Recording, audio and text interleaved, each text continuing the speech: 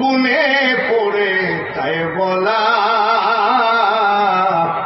সায়ামার কখন খেলেন কোন খেলা করে গাঁজা খেলে হবে, কিন্তু কথাগুলো কিন্তু খুব মজা। পীরের ব্যাগ খুঁজলে, পীর সাহেবের ব্যাগ খুঁজলে পাওয়া যাবে যাই নামাজ, টুপি, তসবিহ। আমাদের ওখানে কিছু পীরের ব্যাগ খুঁজলে পাওয়া যায় নারকেলের সুবা,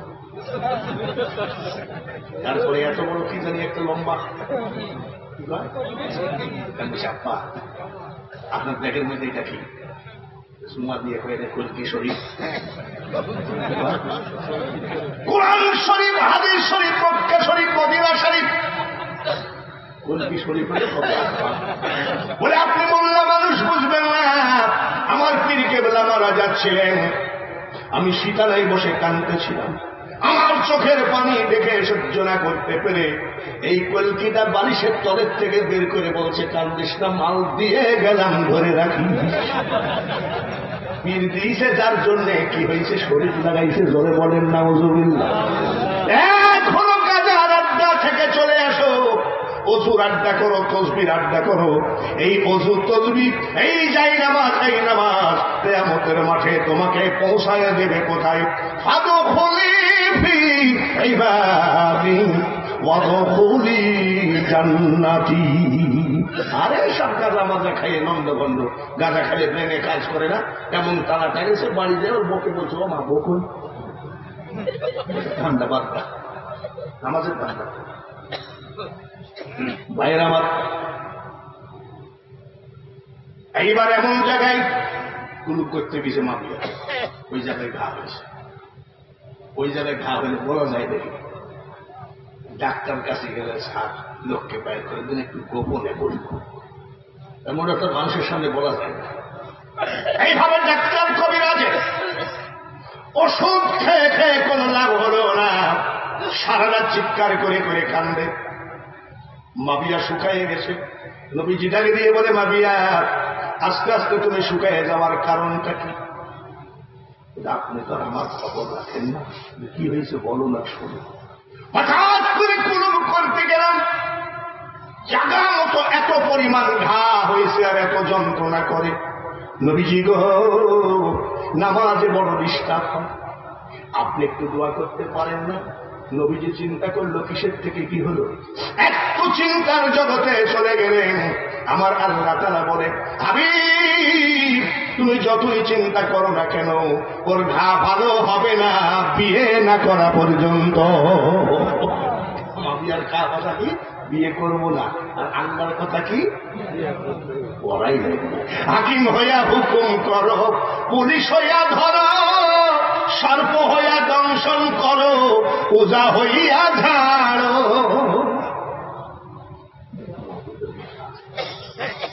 আমরা বুঝি না, আধ্যাত্মিক মহাপুরুষরা বুঝে। আমরা বলি মোহাম্মদ আমিও তা, মোহাম্মদ আমিও তা। আর আব্দুল আলীম মাঝির ছেলে নৌকা সাথে, সে কি করে, মন ভমরা মজলি না তুই রসুল নামের রসে, মাঝির ব্যাপার। আর আমরা বলি মোহাম্মদ আমি বলে, তার ভিতরে মোহাম্মদের নাম রাখা সেরে কি। আর কবি নজরুল কি বলছে, মাত্র 8 পাস। আসিলে তুমি বাদশাহ হয়ে রহমাতাল লিল আলামিন, দুনিয়া তোমার নামেরই ডঙ্কা, মদিনাওয়ালা তোমারই নাম। আপনাদের দুয়ার বরকত আমি 10 বার হজ করছি, আর 32 বার আমি আজমির জিয়ারত করেছি। 3.5 বছর আমি আজমিরের মুয়াজ্জিনের চাকরি করেছি।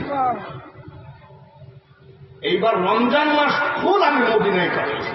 এইবার নবীজি রওজার খাম্বা ধরে কাঁদতেছে, দয়ার নবী তোমার দরবারে এই আসামি আমি হাজির হয়েছি। আমি আমার মতন কাঁদতেছি, হাতে কড়া পায়ে বেড়ি, এই আসামি আমি ফেরোয়ারি, মদিনার কোটে আমি চালান হয়েছি। চোখের পানি খাম্বার সাথে লাগাচ্ছি। আমার পাশে এক জুব্বা পাগড়িওয়ালা হয়, মাগো কিয়ামতের মাঠে আমার নবীকে দুজকে দিল। যা, আমার সব নিরিখ শেষ দিয়ে মালের আবার বাড়ি করি।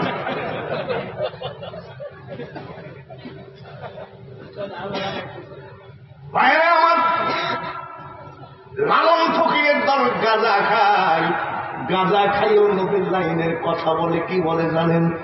নবী না মানে যারা মোহায়েত কাফের তারা এ দুনিয়া। গাঁজায় দম দিয়ে করে নবী না মানলে পাকা কাপে। ভজনে তার নাই মজুরি, সাধন ভজন যতই করো মজুরি নাই, তার নবীর প্রতি মহব্বত নেই। একজন মুফতি মুহাদ্দিস বলতেছে নবীর প্রেম দরকার নাই, আর পাগল গাঁজা খেয়ে বলতেছে ভজনে তার নাই মজুরি, দলিলে সাপ লেখা হয় পারে এ যাবি নবীর নৌকাতে।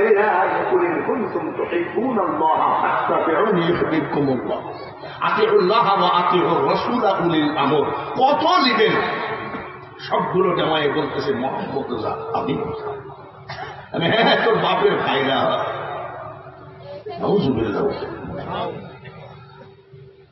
আল্লাহ বলেন হাবিব, মাবিয়াকে নিয়ে যতই ভাবো না কেন কাজ হবে না। অসুখ যদি ভালো করতে হয় তাড়াতাড়ি বিয়ে দিয়ে না। নবীজি হাসতেছে। মাবিয়া বলছে আমার চলে আর আপনি হাসেন। বলে এই মাত্র খবর আসলো বিয়ে না করলে তোমার রোগ ভালো হবে। ইয়া রাসূলুল্লাহ, তাই যদি হয় নামাজের ইসরাফ হোক, এই অসুখ আমার দরকার নাই, বিয়ে দিয়ে দেন। কিন্তু এমন মেয়ে বিয়ে করব যার জীবনে বাচ্চা হবে না। বন্ধা, হিজড়া, এদেরকে আল্লাহ বাচ্চা দিতে পারে কি পারে না? বিনা বাপের সন্তান দিয়েছেন, তিনি হলেন ঈসা রূহুল্লাহ। মাও নাই, বাবাও নাই, সন্তান দিয়েছেন। আগমার হাওয়া তিনি কি না পারেন? মাবিয়ার বিয়ে। কয়েকদিন পর মাবিয়ার মনটা খুব বেজার। নবীজি বলছে মুখটা বেজার কেন? যে কাম তো এলো না, আমার ওর পেটে তো বাচ্চা। বললাম না বাচ্চা দুনিয়ায় আসলো, নাম রাখছে কি? একটু জোরে বলুন। যারা যেসব ভাইয়েরা এজিদের পক্ষে কথা বলেন, এজিদ যদি এতই ভালো হয় তাহলে আপনার ছেলের নাম নাতির নাম এজিদ রাখেন না কেন? আমরা আচ্ছা, যে ঘরে বাচ্চা হয় সেই ঘরটাকে কি বলে? আমাদের দেশে কয় হাসি ঘর, আপনাদের দেশে সতী ঘর হয়। কি ঘর? সতী। সতী ঘরের ভিতরে গিয়ে দেখবেন বাচ্চারা একাই হাসে, একাই কান্দে। বাচ্চারা একা হাসে, একা কান্দে।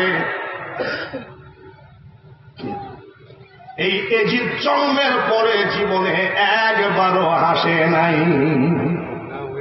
একবারও হাসে। মাবিয়া জিজ্ঞাসা করে হাসিস কে? বলে আমার হাসাতে গেলে কি করতে হয়? আপনাদের দেশে কি কুতু কুতু দেওয়া লাগে। এই জানোয়ারকে কুতু কুতু দিলেও হাসে না। যুবক হয়ে গেল, মাবিয়া জিজ্ঞাসা করে তুই আমার একটা মাত্র ছেলে, কুতু কুতু দিলেও হাসিস না কেন? বাবার গলা জড়াই ধরে এই দিন কেন্দ্রে বলছে, বাবা ছোটবেলার থেকে তুমি একই কথা বলো, আমি হাসি না কেন? তাহলে হাসি না কেন শোনো। বাবার বুকের উপরে মাথা দিয়ে বলছে, আব্বা গো, আমি জন্মের পরে একটা কথাই ভাবি, কাউকে যেন খুন না করা পর্যন্ত আমার মুখে হাসি ফিরবে না। আমি এখন আমার নবীজির বাণী রে, সিটার তো বুঝতে পারিস। এইবার কি হল? যারা বলে এজিদের কোনো দোষ ছিল না, কিন্তু এজিদের যে সেনাপতি মারওয়ান, মারওয়ানি তো বিষ খাওয়াইছে। এজিদের যে সেনাপতি মারওয়ান বিষ খাওয়াইছে ইমাম হাসানকে। সিআইডি ডিআইডি গোয়েন্দা চারিদিকে লাগাই দিয়েছে। যে মহিলা বিষ খাওয়াইছে সেই মহিলার নাম বলবেন জানেন না? মাইমুনার উঠনি। এইটাই কি মাইমুনা? তার বাড়িতে গেছে মারওয়ান, এজিদের প্রধান সেনাপতি। আপনি কি করেন? আমি আর কি করব, বলে আপনি এক কাজ করেন, বেকার থাকবেন না। এই নেন 20,000 টাকা, যতদিন বাঁচবেন ততদিন আপনি টাকা পাবেন সরকারের তরফ থেকে। সরকার মুক্তিযোদ্ধার ঢাকার মতো। কি করতে হবে বলেন? নবীজির বড় নাতি ইমাম হাসানকে বিষ খাওয়াই মারতে পারবেন নাকি? টাকা এমন একটা ভালো জিনিস, তাই দিয়ে খোদাকে খুশি করা যায়। টাকা আবার এমন খারাপ জিনিস, টাকায় জাহান্নামে নিয়ে যায়। ঠিক কিনা? রাজনীতির কথার আলোচনা এখানে মোটেও করবো না। আমার ওয়াজের ভিতরে আছে, আমি কোনো রাজনীতি করি না, আমার রাজনীতি ভালো লাগে না। একবার পেঁয়াজের দাম হইল 800 টাকা। চাটমোহর থানার ওসি সাহেব আমার পাশে বসে আছে, আমি বুঝতে পারিনি। এক লোক আমার কানের কাছে বলছে ওসি সাহেব বসে আছে। বলে আমি কি করব? ওসি সাহেব কিছু বলবেন নাকি? বলছি না, পেঁয়াজের দাম বাড়ছে এটা বলবেন না, সরকারের বদনাম হবে, এই জন্য আমি আসছি। আমি ওসি সাহেব বক্তা এখনো দেখেছেন, চেনেন নাই? পেঁয়াজের দাম 800 টাকা কেন? 8,000 টাকা কেজি হলেও সবার যায় আসে, আমার যায়ও না, আসেও না। তার কারণ আমি 12 মাসের 11.5 মাস লোকের বাড়ি দাওয়াত খাই। আপনার ইমামে গোস্তর দাম বাইরে বা কি আর করবে, তো এমনি দাওয়াত পান। জোরে বলেন ঠিক কিনা? আমি রাজনীতির পক্ষে বিপক্ষে বলতে চাই না, আমি একটা কথাই বলতে চাই, যত বড় হও না রে মানুষ তুমি, রাজা জমিদার, টাকা পয়সা গাড়ি বাড়ি ঘড়ি টেন্ডেস্টা, সেদিন চলবে না কোনো বাহাদুরি, বিশাল বৈভবে সুন্দর পৃথিবী ছেড়ে চলে যেতে হবে রে মন, চলে যেতে হবে। কত বছর ইমামতি করে? 2 বছরের মধ্যে পড়াইছে নাকি? পড়ানোর কোনো ভয় আছে নাকি? প্রায় 2টার সময় যদি ইমামের রুমের কাছে যাই ধাক্কা মারে, লাভ দিয়ে উঠবে নাকি? আর সালমান এক রহমান পলায় গেল, গাড়ি চাইছি নৌকায় করা হইল। শেষ পর্যন্ত শুনলাম 36,000 কোটি টাকা ব্যাংকের থেকে লোন। ওরে পাগলের দল, টাকা দিয়ে কি, এত টাকা দিয়ে কি করবি? আমাকে যদি কেউ 10 কোটি টাকা দেয়, 5টা ডাক্তার রাখা গেছে। দেখতে হবে আমার ব্রেন ঠিক আছে কিনা, দেখতে হবে আমার হার্ট ঠিক আছে কিনা।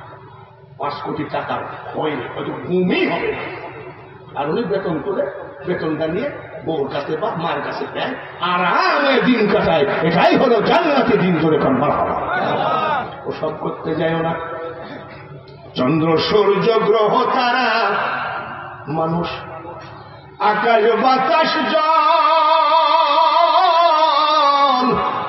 এ পৃথিবী যেমন আছে থাকবে অবিকল। আমি শুধু রইব না এই জনপূর্ণ ভাবে, সুন্দর পৃথিবী ছেড়ে চলে যেতে হবে রে মন। এসব ঠান্ডা বাদ দিয়ে বাবা খবরে ঠান্ডা করো। ইমাম হাসানকে বিষ খাওয়ায় মেরে ফেললেন ওই বেয়াদব মহিলা। কাটলো ইমাম হুসাইন। এবার ইমাম হুসাইনের সাথে শুরু হলো ওর বংশ শেষ করবো। কি করবি জোরে বাবা? কি করবে? চিঠি লিখতেছে মদ খাওয়া, নারী নির্যাতন, টাকার পাহাড়। এই বেয়াদবের চিঠি লিখতেছে, হুসাইন প্রত্যেক সম্পত্তি ভাবে আমি বর্তমান খলিফা, তুমি আমার কাছে বায়াত হও। আরে সর্বনাশ হয়েছে নাউজুবিল্লাহ। তুমি আমার কাছে বায়াত হও। ইতিহাজিক চিঠি চলে গেল। এবার ইমাম হুসাইন চিঠি লিখতেছে। মুখ সামলায় কথা বলিস বেয়াদব। আমার বাবা আসাদুল্লাহিল গালিব, আমার মা সৈয়দাতুল নিসা, আমার নানা রহমাতাল লিল আলামিন, তুই আমার হাতে হাত দিয়ে বায়াত। দ্বিতীয় হুসাইন চিঠি চলে গেল। সেই সময় মদ খাওয়া অবস্থায় ছিল, একেবারে তেলে বাগুলে জ্বলে চিঠি দিচ্ছে। হুসাইন, কেমনি তোমাকে বায়াত করাইতে হয় আমি এজিদ জানি। তুমি ঘুঘু দেখেছো, ঘুঘুর ফাল কিন্তু দেখো না। চিঠি চলে গেল। শুরু হলো এবার ইমাম হুসাইনকে ধ্বংস করা।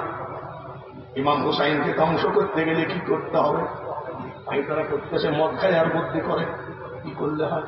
মানুষ যদি ডাক্তার বলে ভাত খাইয়েন না, রুটি খেয়ে বাঁচা যায়, ডাক্তার যদি বলে ভাতও খাবেন না, রুটিও খাবেন না, ফল ফ্রুট খেয়েও মানুষ বাঁচে কি বাঁচে না? আরো জোরে কম। কিন্তু ডাক্তার যদি বলে যা ইচ্ছা তাই খাবেন, কিন্তু খবরদার এক ঢোক পানিও মুখে দেবেন না, মানুষ বাঁচবে না মরবে। পানির এক নাম জীবন। না খাইলে কি? জোরে কোন পানির নাম কি?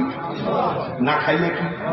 ফোরাত নদীর পানি 12,000 সৈন্য দিয়ে বন্ধ করে দিল, সাইনবোর্ড লাগাইয়া দিল। শুয়োরে খাবে পানি, কুকুরে খাবে পানি, জীব জানোয়ারে খাবে পানি, খবরদার নবীর বংশ এক গিলাস পানি পাবে না। হুসাইনের ফ্যামিলির জন্য ফোরাত নদীর পানি বন্ধ করে দিল। পানি না খাইয়ে কত টাইম থাকা যায়? শেষ পর্যন্ত কামনি এসে ফোরাত নদীর কিনারে পরিবার বর্গ নিয়ে বসে দেখা যাক পানি ছাড়ে কিনা। সৈন্য কত হাজার? 22,000 সৈন্যের মধ্যে কেউ হিন্দু ছিল নাকি? কোরআনে হাফেজ ছিল, মুফতি ছিল 3,500। এই হলো মুসলমান। নিজেরা নিজেরা কামড়া কামড়ি করে মরো আর অন্য জাতির দৌড় দাও। ইন্নামাল মুমিনুনা ইখওয়া, সব থেকে আল্লাহর বড় নিয়ামত এক মুমিন আর এক মুমিনের কে হয়। 6 মাসের বাচ্চা আলী আসগর, এটা ইমাম হুসাইনের ছোট ছেলে, হঠাৎ করে বলছে আব্বা জিব্বা উপরের তালাই বেঁধে যায়। বলেন তো জিব্বাই কি নাই? জোরে বলেন পানি নাই, যার জন্য জিব্বা লড়ে না। জিব্বা পানি আসে বলেই তো লড়ে। আমি সৌদি আরব থেকে রমজান মাসে আসছি, ওইখান থেকে মাইজভান্ডারি পীর সাহেব ফোন করেছে আপনাকে জমাতুল বিদার ইমামতি করতে হবে। এয়ারপোর্টে নেমেই আমি মাইজভান্ডার গেছি, তাই 10-15 লক্ষ লোকের ভিতরে জুম্মার নামাজ আদায় করেছি। রোজার ভিতরে জিব্বা আর লড়ে না, মানে শরীরে আর পানি নেই। পানি না থাকলে জিব্বা নড়াচড়া করবে নাকি? ইমাম হুসাইনের ছোট ছেলে আলী আসগর জাগ দিয়ে বলে আব্বা জিব্বাই পানি নাই। আপনারা যে কারবালার কাহিনী বলতে বলেছেন, আমি কি লাইন মোতাবেক আসি কি নাই? জোরে বলে। কিন্তু অনেক রিল কেটে দিচ্ছি আমি। কত বলতে গেলে ফজর কেন আগামী জোহরেও শেষ হবে না। গ্রামের মানুষ, পরিশ্রম করা মানুষ, সারাদিন মাঠে ঘাটে কাজ করা মানুষ, আন্তর্জাতিক বক্তা বলেই যে সীমা লঙ্ঘন করবা, মানুষকে কষ্ট দিবা, এই ওয়াজ শোনা দরকার নাই। অল্প শুনি আর বেশি বেশি করে আমল করি। বাপরে, এক লোক নাকি আমাকে দাওয়াত দেওয়ার খুব খায়েশ ছিল। সে লোকটা বলে মারাই গেছে। কি নাম জানো? শাফির উদ্দিন। এই লোকটা বলে আমাকে বহু কষ্ট করে মোবাইল নম্বর ম্যানেজ করেছে। অনেক বক্তারা মোবাইল নম্বর দিয়ে দেয়, এই নম্বরে যোগাযোগ করুন। আমার কোনো মোবাইল নম্বর দেওয়া নাই, তার কারণ যখন এইসব মিডিয়া ইউটিউব অনলাইন হয় নাই তখন আমার ডেট ফাঁকা ছিল না। এই যে বাঙালি হুজুর বলে কেন, 26 বছর আমি ভারতে ওয়াজ করেছি, বাংলাদেশে ওয়াজই করি। গতকালকে আমার স্ত্রীকে আমি ইন্ডিয়া থেকে নিয়ে আসলাম। আমার একটা মাত্র মেয়ে ভারতে বিয়ে দিয়েছি। আমার জামাই আহলে সুন্নাত ওয়াল জামাতের মুর্শিদাবাদ জেলার জেনারেল সেক্রেটারি, বড় আলেম, বড় বক্তা।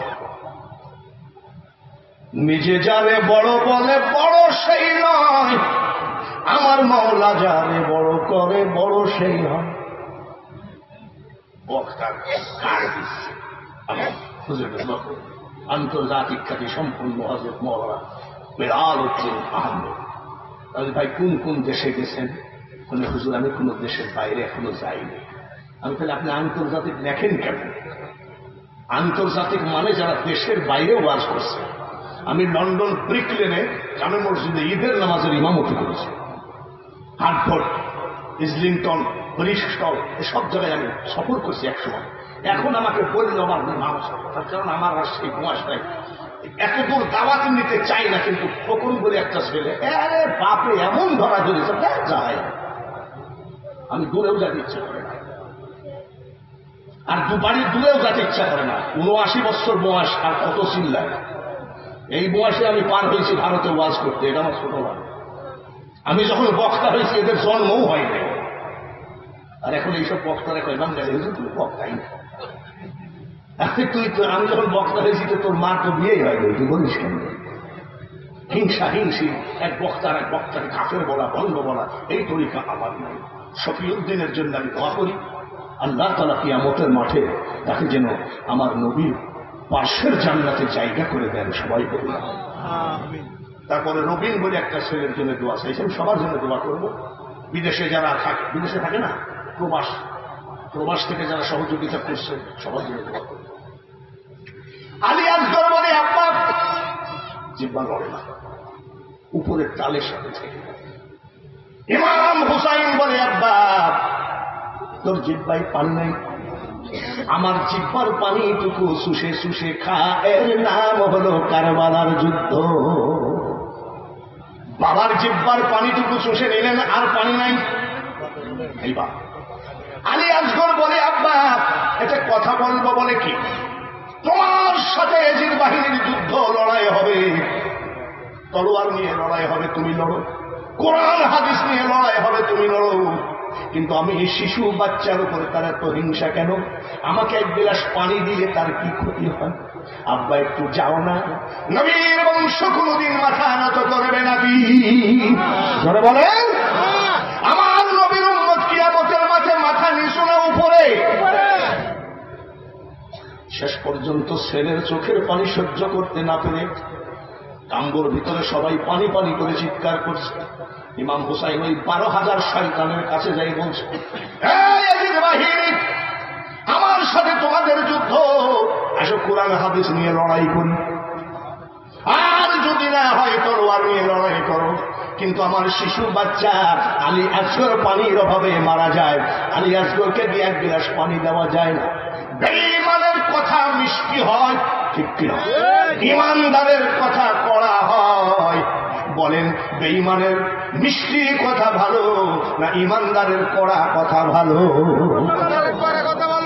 ১২,০০০ বেঈমান বলল এই আপনার সাথে আমাদের যুদ্ধ, আপনার ৬ মাসের বাচ্চার সাথে তো এক কাজ করে। হুসাইনকে বলছে কি, হুসাইন আমরা শুনেছি আপনার ছোট ছেলে আলী আসগর নাকি দেখতে হুবহু নবীজির মতো। আমরা নবীজিকে দেখি নাই, আপনার ছোট ছেলে আলী আসগরকে একটু দেখান।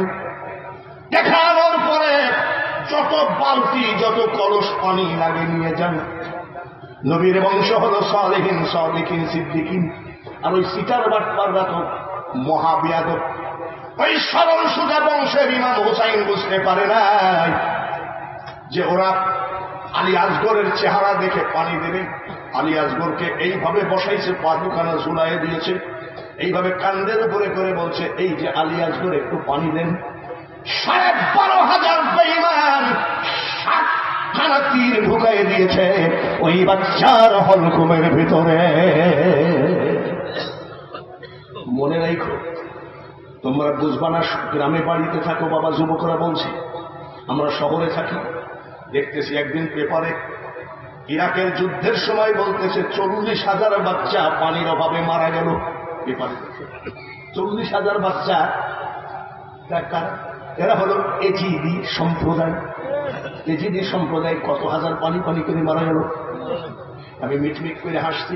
আমার পার্শ্বে যারা বসে আছে বলে হুজুর এটা প্রশ্ন করবো বলে কি 40,000 এজিদি সম্প্রদায় পানি পানি করে মারা গেল, আর আপনি এই খবরটা শুনে হাসছেন কেন? বলে হাসার কারণটা কি জানো? এই এজিদ বাহিনী আমার আলী আকবরকে 1 গ্লাস পানি দিব বলে 7খানা তীর হলকমের মধ্যে ঢুকাইয়ে দিয়েছে। তীর কান দিয়ে বের করলে ওই শিশু বাচ্চারা হাড় হাড়টি কিছু থাকে নাকি? সব সৈন্য ছাড়া হয়ে গেল, রগরিসা ছিঁড়ে গেল, রক্তে জর্জরিত হয়ে গেল। বাবার গলা, ইমাম হুসাইনের গলা জড়ায় ধরে আলী আসগর ডাক দিয়ে গয়, আব্বা গো একটা কথা বলবো, তুমি কি শুনবা? বলে কি কথা? 1 গ্লাস পানির অভাবে ওরা আমাকে তীর মেরে মেরে ফেললো। আব্বা তোমার কাছে অনুরোধ, তুমি পানির অভাবে মারা যাইও, কিন্তু বেঈমানদের পানি তুমি চাষ করো না। বাবার গলা জড়ায় ধরে বলতেছে, বাবা তোমার মুখটার কাছে আমার মুখটা একটু নাও, শেষবারের মতো চুমাটা দিয়ে দিই। আলী আসগরের মুখের উপরে মুখটা নিয়ে চুমা দিয়ে বলছে, বেটারে আমি পানি খাই বা না খাই সেটা বড় কথা নয়, আমি বাবা হয়ে আলী আসগর তোকে 1 গ্লাস পানির অভাবে মেরে ফেললাম, এটাই আমার বড় ব্যথা। আলী আসগর ডাক দিয়ে বলছে, আব্বা আলহামদুলিল্লাহ। জোরে বলেন আলহামদুলিল্লাহ। আরেকবার বলেন, আরেকবার বলেন আব্বা আলহামদুলিল্লাহ। বলার কারণটা কি? বলে আব্বা আমি 1 গ্লাস পানি খেলাম। সুবহানাল্লাহ। ইমাম হুসাইন বলছে, মরণের সময় তুমি কি ভুল বলছো? বলে না, এখানে আখেরি পয়গম্বর দয়ার নবীজি 1 জগ পানি আর 1টা গিলাস নিয়ে দাঁড়িয়ে আছে, ডাক দিয়ে কয়, এ আলী আসগর, আমার বংশের ছেলেদেরকে ওই এজিদ কুকুর পানি বন্ধ করতে পারে, কিন্তু একটা পানি তো আল্লাহ তাআলা আমার জন্য রিজার্ভেশন করে রেখেছেন। ইন্না আ'তাইনাকাল কাউসার, এই হাউজে কাউসারের পানি তো আমার জন্য আল্লাহ রিজার্ভেশন করে রেখেছে। এই মাত্র 1 গ্লাস হাউজে কাউসারের পানি নবীর হাতে রেখে নিলাম।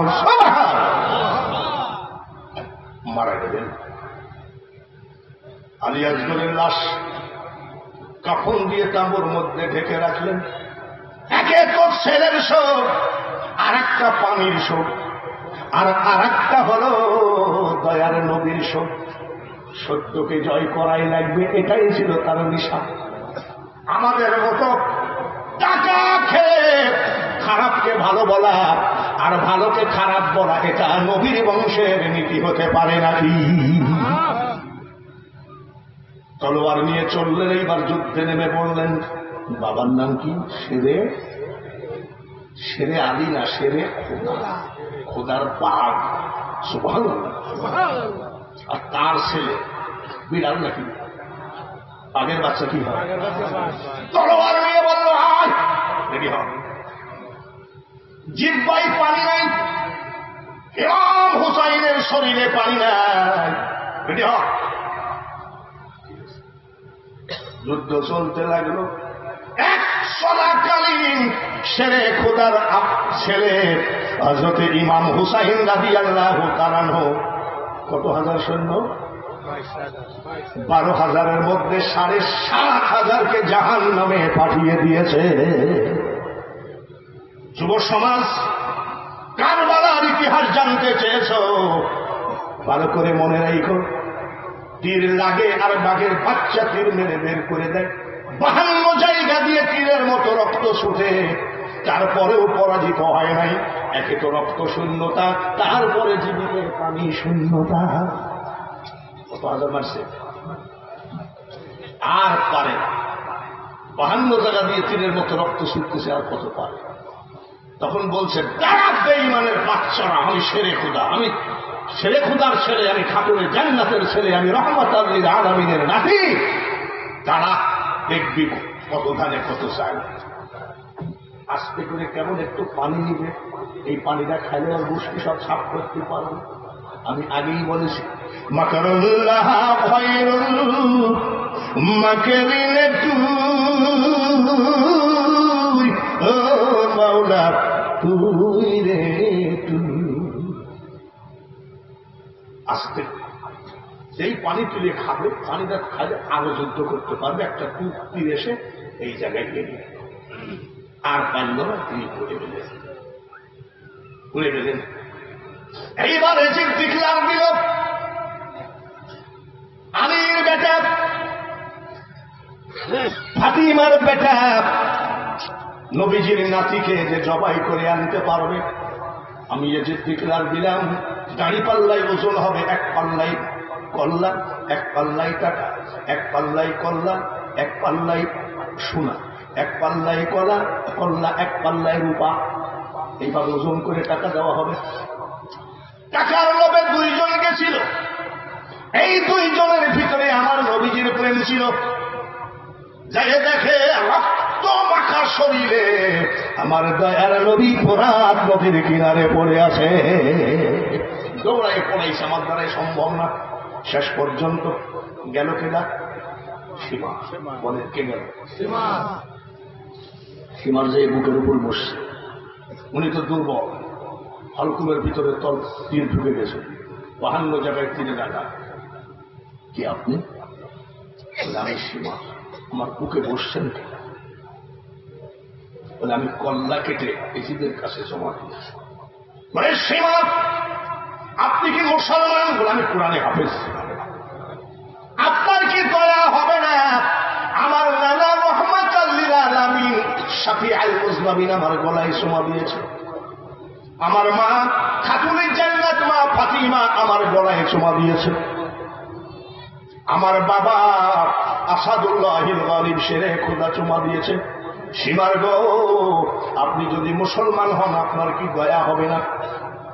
সীমা বলেছে, এসব বাকওয়াজ বলে লাভ নাই, আমাকে জবাই করে টাকা নিতে হবে। হুসাইন বলছে, আমি বুঝতে পেরেছি, আমার নানা আপনার কথাই বলেছিলেন। সুবহানাল্লাহ। আপনি যে জবাই করবেন আমি বুঝতে পারছি, আমার একটা কথা রাখতে হবে। মানে কি কথা বলো? ইমাম হুসাইন বলেন, যুবকরা খুব শোনেন ভালো, আমার একটা কথা বলে। ইমাম হুসাইন বলেন, তুমি আমাকে জবাই করো, আমার কোনো ব্যথা বেদনা নাই, কিন্তু আমাকে মাত্র 2 রাকাত নামাজ পড়তে দাও। 2 রাকাত নামাজ পড়তে দাও। কাল কিয়ামতের মাঠে আমার নানাজির হাতে পায়ে জড়ায় ধরে হলেও তোমাকে জান্নাতে নেওয়ার চেষ্টা করবো, ওয়াদা দিলাম।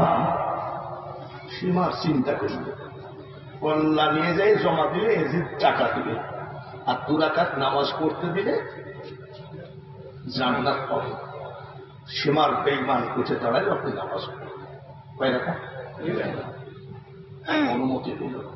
বলে জান্নাতের সুপারিশ করবেন তো? বলে আমার নানার হাতে পায়ে জড়াই ধরে হলেও আপনাকে জান্নাত ব্যবস্থা। যুবককে কারবালার ইতিহাস গাদি গাদি শুনে ঘরে গিয়ে ফেসবুক টিপা টিভি, ফজর নাই, জোহর নাই, আসর নাই, মাগরিব নাই, কবে শবে বরাত, কবে মিলাদুন নবী, কবে রবিউল সালিম, মাসের কোনো ঠিক নাই। এইভাবে কতদিন কাটাবা? যুবক ভাইয়েরা শোনো, সব থেকে বড় কথা হলো 52 জায়গায় 53 জায়গায় তীরের আঘাত, কিন্তু তিনি একটা কথাই বলেছিলেন, যে নামাজের জন্য আমার নানা জীবনে অবসর পায় নাই, আর আমি যদি 2 রাকাত নামাজ না পড়ি, আমার নানাকে আমি মুখ দেখাবো কেমনে? এত ক্ষত বিক্ষত শরীর নিয়েও 2 রাকাত নামাজ পড়েছে। কারবালার ইতিহাস শুনে বেনামাজি হয়ে থাইকো না। নামাজে দাঁড়ালে বুঝু তো নাই, রক্ত বের হয়ে গেছে, তাই মুম করে 1 রাকাত নামাজ পড়ে উঠলেন, আর 1 রাকাতে সেজদায় গেলেন। আল্লাহু আকবার বলে আর একটা সেজদা দিলে 2 রাকাত নামাজ হয়ে যায়। ওই শেষের সেজদাটা বেয়াদব দিতে দেয় নাই, তরবার চালিয়ে দিল। বডি গেল একদিকে, কল্লা গেল আর একদিকে। কল্লাই বলে লা ইলাহা, বডিতে বলে লা ইলাহা ইল্লাল্লাহ, আর কল্লাই বলে মুহাম্মাদুর রাসূলুল্লাহ। বডিতে বলে লা ইলাহা ইল্লাল্লাহ, কল্লাই বলে কেন? জবাই করা অবস্থায় কলেমা পড়বে।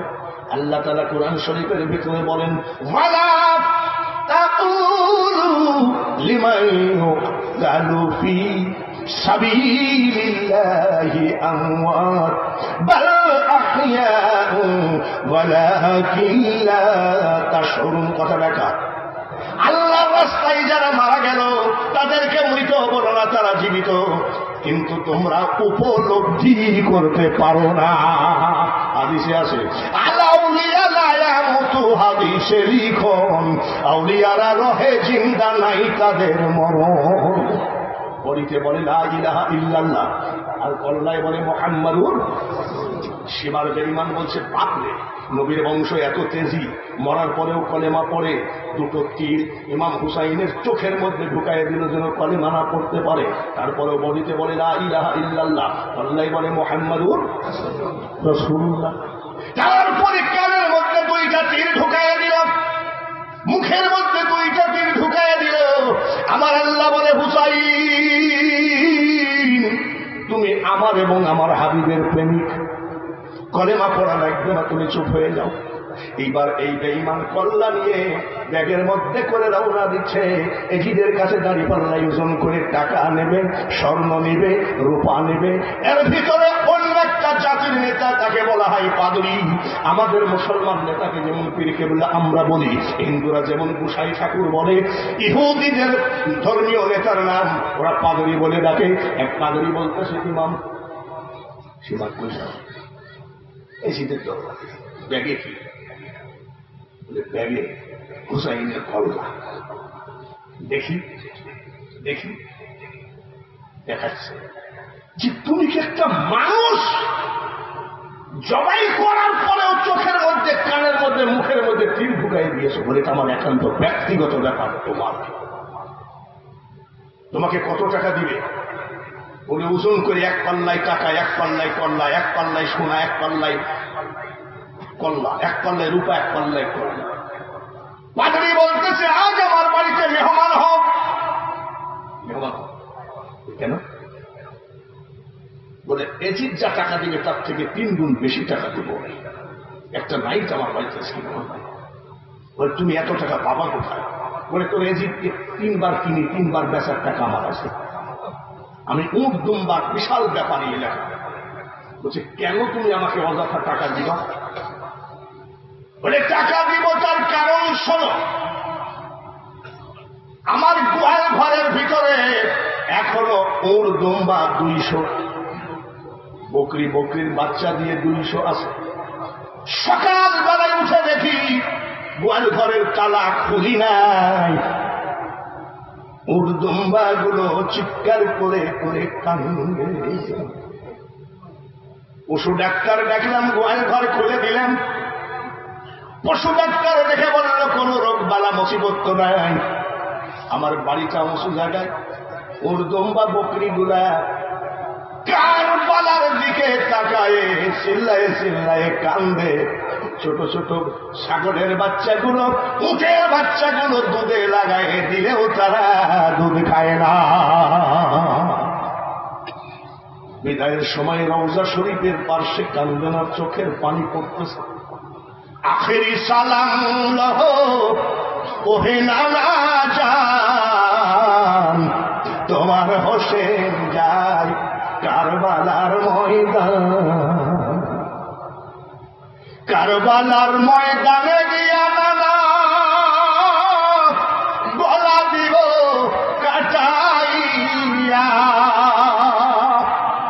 আর না হইবে দেখা ওহে নানা জান, তোমার হোসেন যায় কারবালার ময়দান। কত টাকা নিবি বল?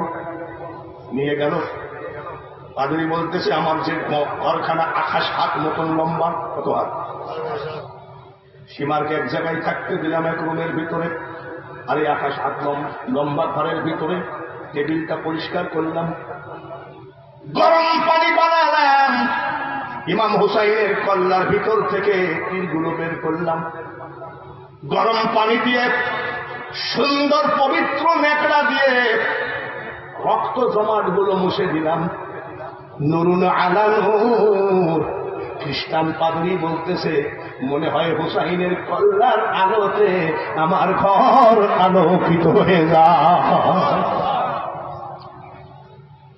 পাদ্রী বলতেছে আমি চুপ করে আসি, ঘরের ভিতরে জান্নাত দরজা বন্ধ। আমি তাকে আসি, দেখি ইমাম হুসাইনের ভিতরে কি আছে। কেন দুম্বা কানতে লাগলো। তাকায় থাকতে থাকতে দেখি আমার ডান পাশের জানলাটা মনে হলো কে যেন একটা ঘুষি দিয়ে উড়াইয়ে দিল। কোন জায়গা থেকে একটা সুন্দর লাল রঙের পাখি এসে বসলো। দেখতেছে খ্রিস্টান তো রিসার্চ করে, আর আমরা তো জায়গায় রাখি নাই সরকারকে বলে হ্যাঁ রিসার্চ কমপ্লিট।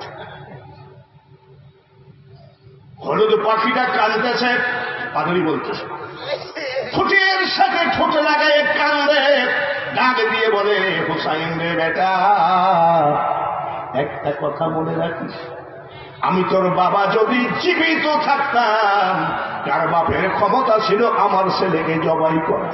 কষ্ট নিস না রে, কাল কিয়ামতের মাঠে আমি তোর বাবা আলী তোর রক্তের বিনিময়ে, তোর জবাইয়ের বিনিময়ে তোর নানার সকল উম্মত আমি জান্নাতে প্রবেশ করাবো। হুসাইনের জবাই মানে উম্মতের জান্নাতে যাওয়ার সরকার। কিয়ামতের মাঠে যখন বিচার শুরু হবে, আমরা হুসাইনের এজিটি জোরে বলেন, কাজ গড়াই দাঁড়াবে খাতুনে জান্নাত মা ফাতিমা কাঠ গড়াই। এখানে বিচারক আল্লাহ, এখানে উকিল ওনার আব্বা। মা ফাতিমা কান্দেন চিৎকার করে, আল্লাহ বলবেন হাবিবের মেয়ে কান্দেন, কিছু বলবেন নাকি? মাবুদ গো, আমার সঠিক বিচার আমি চাই। কিয়ামতের মাঠে আল্লাহর আদালতে বেঠিক বিচার আছে নাকি? বেঠিক যত বিচার সব আমাদের বাংলাদেশে, আর সঠিক বিচার হবে আমার আল্লাহর কাছে। ধরে বলেন ঠিক কিনা? কি চান আপনি বলেন? বাবু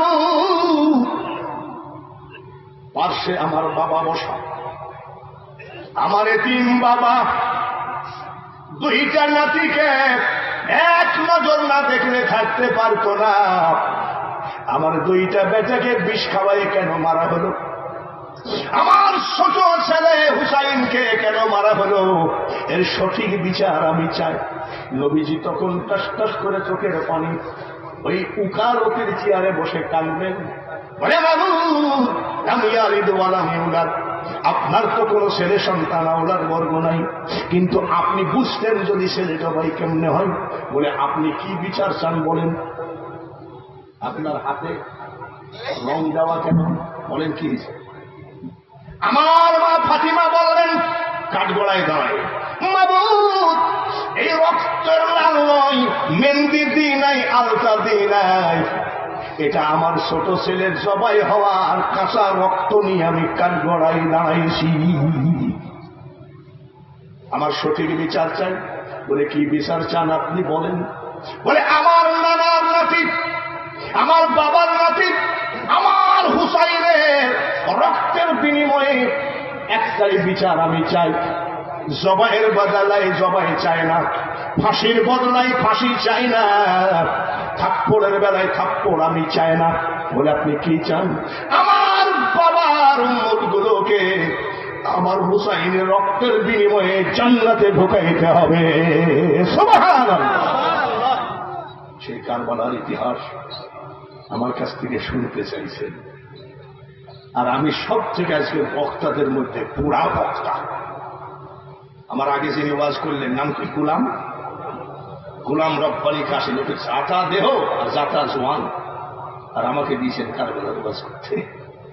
ভালো করে মনে রাখে, আমার আল্লাহ বলবেন যান, আপনি কাঁদবেন না, আপনার দাবি মেনে নিলাম। সুবহানাল্লাহ বলে আপনার বাবার উম্মতকে আমি জান্নাতে দিয়ে দিব। মারহাবা। আমার সাথে যদি আপনার বন্ধুত্ব থাকে, কুষ্টিয়ায় গেলে যদি কেউ মারতে যায়, যদি বলেন আমি বাঙালি হুজুরের মেহমান, সবাই বলবে থাক বাঙালি হুজুরের মেহমান। আবার আপনার সাথে যদি আমার বন্ধুত্ব থাকে, নিকলি বাজারে যদি কেউ মারতে যায়, আমি যদি বলি খোকন আমার বন্ধু মানুষ, আমি খোকনের লোক, খোকনের খাতিরে ইমাম সাহেবের খাতিরে বলবে থাক। তাহলে ইমাম সাহেবের সাথে বন্ধুত্ব করাতে নিকলিতে পিঠ ভাসল। বাঙালি হুজুরের সাথে বন্ধুত্ব করাতে কুষ্টিয়ায় পিঠ বাঁচল, তাহলে বন্ধুত্বের লাভ না লস? জোরে কম। ইমাম হুসাইনের প্রেমিক যারা, ইমাম হাসানের প্রেমিক যারা, কিয়ামতের মাঠে আল্লাহ তাআলা যে বলবেন আপনার ছেলে ইমাম হুসাইনের রক্তের বিনিময়ে আমি আল্লাহ আপনার বাবার সকল উম্মতকে জান্নাতে দিয়ে দিলাম। নারায়ে তাকবীর। লাভ না লস? মানুষ বানাইছে আল্লাহ প্রেমের কারণে, প্রেমের ডুরি বান্ধ নবীজি শোনে। মহব্বত লাগা, আগান মহব্বত। বাইরে আমার এইবার উঠবেন হযরতে শেরে খোদা, কাঠ করা তোল পার করে ফেলা। মাহমুদ, আমার দুই ছেলের সঠিক বিচার চাই। বলে আপনার স্ত্রী ফাতিমা তো বিচার চেয়েছেন, আপনার ছেলে রক্তের বিনিময়ে আপনার হুসাইনের নানা সকল উম্মতকে জান্নাতে দেওয়ার ওয়াদা দিয়েছে। বলে সেটা আমার স্ত্রীর দাবি, আমারও তো কিছু দাবি থাকতে পারে, ছেলে তো আমার। আল্লাহ বলবেন বলেন কি দাবি? হযরত আলী বলবেন আমার ছেলের রক্তের বিনিময়ে আমি আলী একটু জাহান্নামে ঢুকতে চাই। আমার আল্লাহ বলবে জাহান্নাম আপনার জন্য নয়, আপনার জন্য জান্নাত। আপনি জাহান্নামে কেন যাবেন? বলে আমাকে একটু অর্ডার দেন। বলে অর্ডার দিলে কি করবেন? বলে ফাতিমার কথাতে আপনি কাকে জান্নাতে দিলেন আর কাকে দিলেন না। আমি একটা কথা বলে যাই, আমি জাহান্নামের মধ্যে ঢুকে আমি জাহান্নাম খালি করে ফেলাবো। আমার হুসাইনের নানার একটা পাগলকেও আমি জাহান্নামে থাকতে দিব না। জোরে বলেন মারহাবা। একটু দাঁড়ায় রহমাতাল লিল আলামিন নবীকে সালাম দিলে অসুবিধা হবে নাকি? আপনাদের দেশে দেয় নাকি? জোরে কোন দেয়? তাই একটু দাঁড়া। ইয়া নবী সালাম